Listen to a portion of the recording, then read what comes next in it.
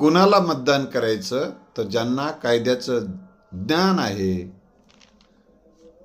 सर्व समाज एक आहे याचं भान आहे,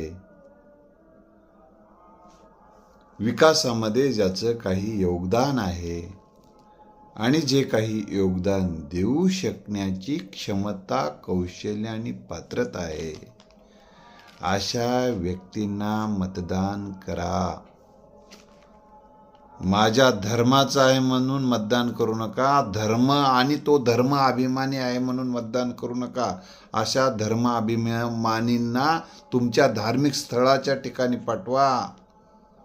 त्यांना विधानसभेमध्ये त्यांचं काही काम नाही. हा धर्म, जात ह्या गोष्टी निवडणुकीमध्ये नको. याचा विचार करून आपण मतदान केलं पाहिजे.